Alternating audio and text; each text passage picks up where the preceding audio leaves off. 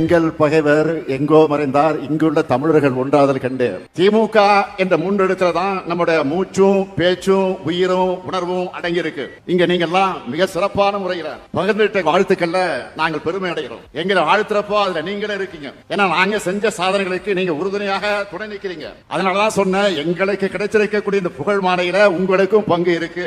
எங்க இயக்கம் உங்க இயக்கம் இல்லாம நாம் எல்லோரும் ஒரே கொள்கை கொண்ட தோழமை இயக்கங்களாக செயல்பட்டு வருகிறோம். பாசிசமும் மதவாதமும் தமிழ்நாட்டை அனுமதிக்கப்படக்கூடாது என்பதற்காகத்தான் ஐக்கியமாக இருக்கிறோம். தமிழ்நாட்டில் ஒழிச்ச மாநில சுயாட்சி முழக்கங்கள் இன்னைக்கு இந்தியாவோட பல்வேறு மாநிலங்களை ஒழிச்சுக்கிட்டு இருக்கு. மாநிலங்களை ஒடுக்கி ஒற்றை ஆட்சித்தன்மை கொண்டதாக இந்தியாவை மாற்றுறதுக்காக ஒரே நாடு ஒரே தேர்தல் என்ற திட்டத்தை கொண்டு வர பார்க்குது பாஜக அரசு. ஒரே நாடு ஒரே தேர்தல் சாத்தியம் இல்லாதது.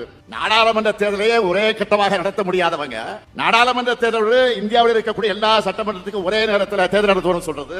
கூரை ஏறி கோழியை பிடிக்க முடியாதவர் வானத்தை கிழித்து வைகுண்டத்தை காட்டு என்று சொல்வார்களா? அது போல இருக்கு. ஒரே மதம், ஒரே மொழி, ஒரே உணவு, ஒரே பண்பாடு, ஒரே தேர்வு, ஒரே தேர்தல், ஒரே வரின்னு ஒரே பாட்டை பாடிக்கிட்டு இருக்காங்க. நடைமுறை சாத்தியமற்ற சிக்கல் நிறைந்த பிரச்சனை இது.